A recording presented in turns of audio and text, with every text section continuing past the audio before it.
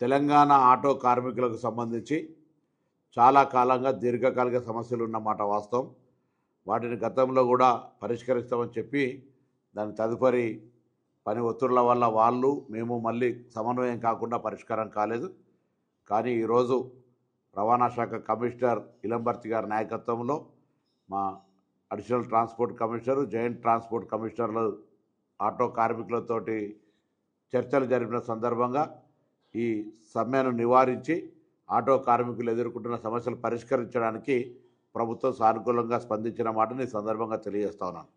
ముఖ్యంగా ఒక అపోహ తెలంగాణ ఆటో కార్మికులు యజమానుల మధ్యలో ఇబ్బంది కలిగింది. ఆర్టీసీ ఈవీ ఆటోలు కొంటుందనే ఒక దుష్ప్రచారం జరిగింది. అది అవాస్తవం. ఎక్కడ కూడా అటువంటి చర్చ కూడా జరగలేదు.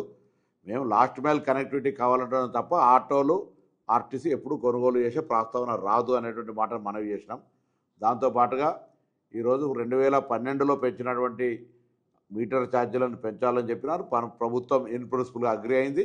అందుకు సంబంధించి వాళ్ళతోటి డిపార్ట్మెంట్ పరంగా చర్చలు చేసి త్వరలోనే అందుకు సంబంధించినటువంటి అధికారిక జీవోలు ఇవ్వడం జరుగుతుంది. దాంతోపాటుగా ఈరోజు హైదరాబాద్లో సంక్షేమ బోర్డును ఏర్పాటు చేయడానికి సంబంధించి కార్మిక శాఖతోటి దాని కొంత సెస్ రూపంలో దానికి సంబంధించిన కొంత రవాణా శాఖ, కార్మిక శాఖ కలిపి శాసనసభలో కొంత దానికి సంబంధించినటువంటి సవరణలు చేయాల్సినటువంటి దృష్ట్యా దాన్ని కూడా చేస్తామని ప్రభుత్వం తరఫున అంగీకరిస్తూ ఉన్నాం. సంక్షేమ బోర్డును ఏర్పాటు చేస్తామనేటువంటి మాట కూడా ఆటో కార్మికులందరికీ శుభ సందర్భంలో తెలియజేస్తాను.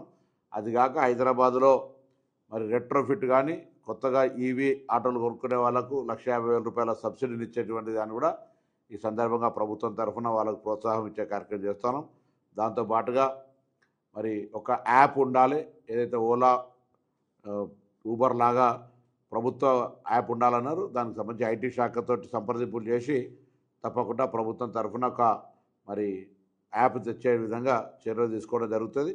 మిగతా అగ్రిగేట్ సంబంధించిన పాలసీ కావచ్చు, ఇతరత్ర అన్ని సానుకూలంగా చేస్తూ వాళ్ళు 12,000 రూపాయలకు సంబంధించిన అంశం కూడా ప్రభుత్వం పెద్దలతోటి గౌరవ ముఖ్యమంత్రి గారు, ఉప ముఖ్యమంత్రి, సహచర మంత్రులతో చర్చ చేసి ఆ అంశానికి సంబంధించి కూడా వాళ్లకు వీలైనంత తొందరలో మరి ఒక సానుకూలంగా స్పందించే విధంగా తీసుకుంటామనే మాట ప్రకారంగా జాయింట్ యాక్షన్ కమిటీ మీద వచ్చినటువంటి సంఘ ప్రతినిధులందరూ మా ట్రాన్స్పోర్ట్ కమిషనర్ తదితర అధికారులతో జరిపిన చర్చల్లో సమ్మెను ఉపసంహరిస్తామనే ప్రకటన చేసిన సందర్భంగా వారికి అభినందనలు. తప్పకుండా నేను రవాణా శాఖ తరఫుగా ఇంతకుముందుగా ఆర్టీసీ కార్మికులకు ఏ విధంగా హామీలు ఇచ్చి అమలు చేస్తానో ఆటో కార్మికులకు సంబంధించి కూడా ఎక్కడ ఇబ్బంది లేకుండా తెలంగాణ బిడ్డలుగా వాళ్ళందరికీ కూడా న్యాయం జరిగే విధంగా ఈ ప్రభుత్వం రేవంత్ రెడ్డి గారి నాయకత్వంలో చేస్తుందనే మాటని సందర్భంగా తెలియజేస్తున్నాను.